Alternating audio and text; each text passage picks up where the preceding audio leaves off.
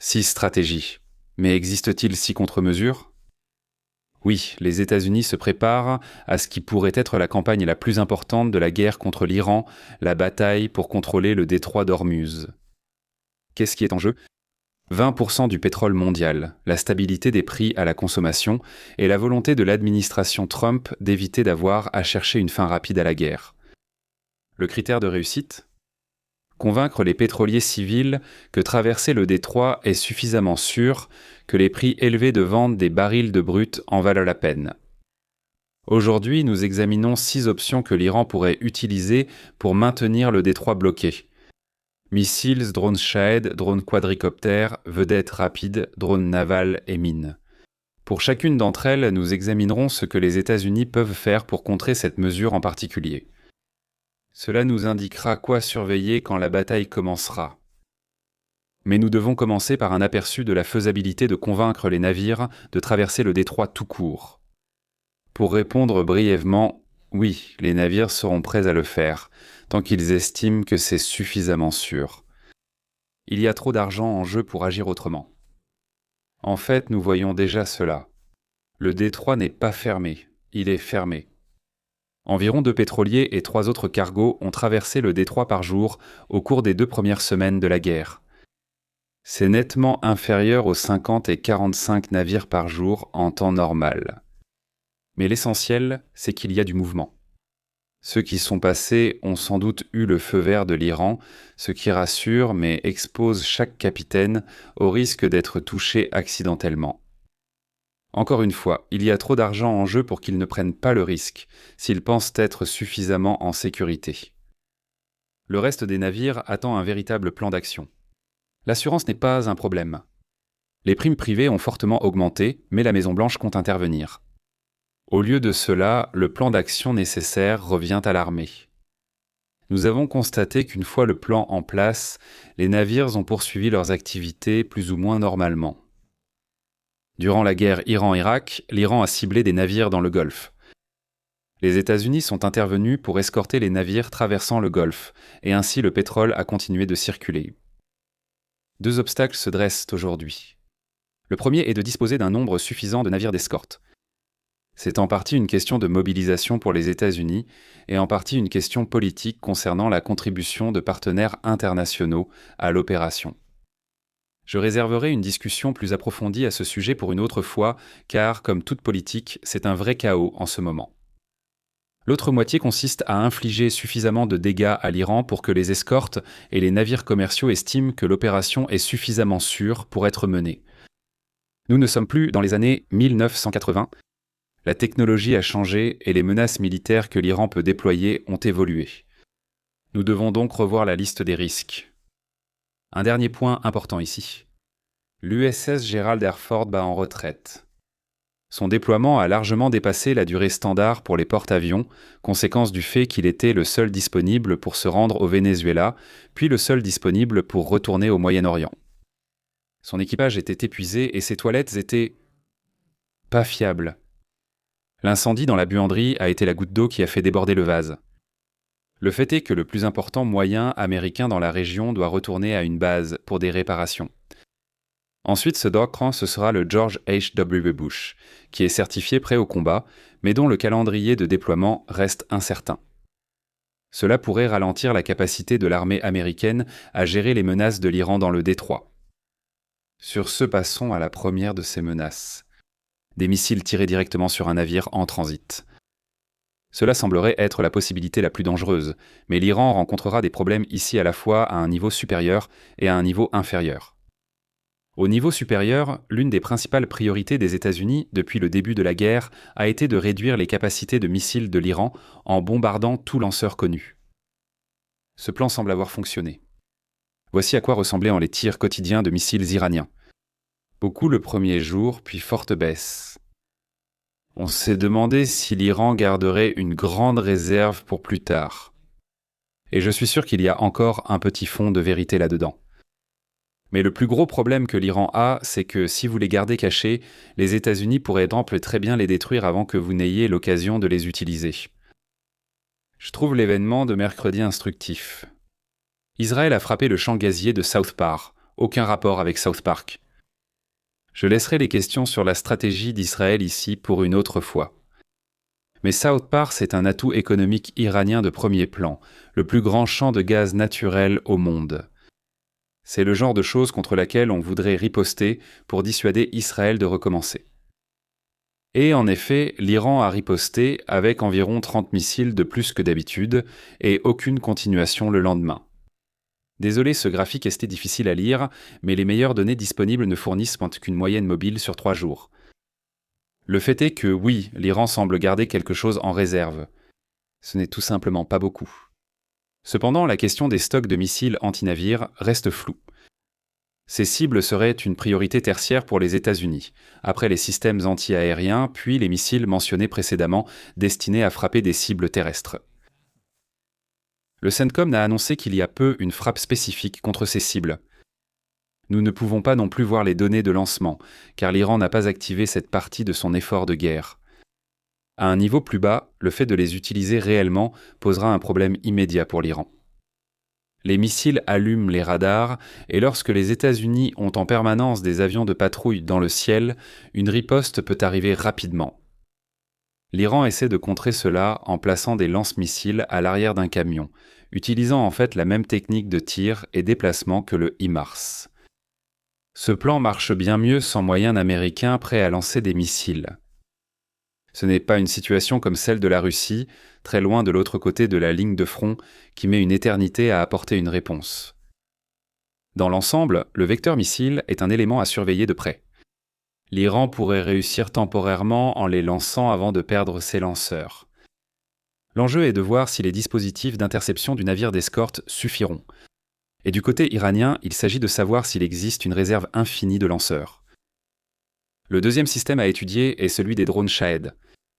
Les Shahed sont censés être la solution miracle de l'Iran pour tout, donc j'imagine que c'est la fin de la partie pour les États-Unis. Ou alors vous allez avoir droit à un coup de gueule de ma part. Je sais que certains Shahed peuvent envoler à 60 000 pieds, mais revenons sur Terre un instant. J'ai l'impression qu'on doit avoir cette conversation tous les 3 mois, mais c'est reparti, dans un contexte différent. Je vois beaucoup de discussions sur les réseaux sociaux affirmant que les États-Unis utilisent des intercepteurs Patriot à $1 million pour abattre des Shahed valant quelques dizaines de milliers de dollars. Donc inévitablement, les États-Unis vont perdre cette bataille. Tout dans cet argument est faux. Tout. La conclusion est fausse parce que les États-Unis sont riches et l'Iran ne l'est pas.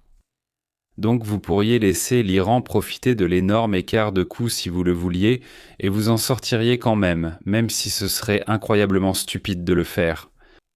L'implication de fond de l'argument n'est pas seulement fausse, elle est impossible. Contrairement à ce qu'a dit Trump, les États-Unis ne disposent pas d'un nombre pratiquement illimité d'intercepteurs. Environ 1 millier de missiles Patriot étaient peut-être disponibles au début de la guerre. L'Iran possède plusieurs dizaines de milliers de Shaheds. Au cours des 3 premiers jours, l'Iran avait tiré plus de Shaheds que les États-Unis n'ont de Patriots. Même si l'argent n'avait aucune importance, les chiffres ne tiennent pas la route. Il n'était pas physiquement possible pour les États-Unis d'intercepter les Shaheds de cette manière. Mais surtout, la prémisse de l'argument est fausse. En réalité, les États-Unis n'utilisent pas de missiles Patriot pour abattre les Shaheds. En tout cas, pas régulièrement. Peut-être que quelques-uns ont été abattus de cette manière dans des situations d'urgence, mais ce sont des exceptions. Vous voyez, les Shaheds sont lents et basiques, sans vouloir offenser. Ils sont conçus ainsi pour être rentables. Et il y a une raison pour laquelle les États-Unis ont copié le design. Néanmoins, comme les Shaheds sont lents et basiques, vous pouvez simplement envoyer des F-35 pour les intercepter. Cela ferait sans doute partie de la stratégie d'escorte des États-Unis, comme cela l'a été pour l'interception des Shaheds jusqu'à présent. Et il existe d'autres options disponibles qui sont encore moins chères et peuvent rester plus longtemps en vol. Mais gardons la discussion sur cette plateforme pour une autre cible.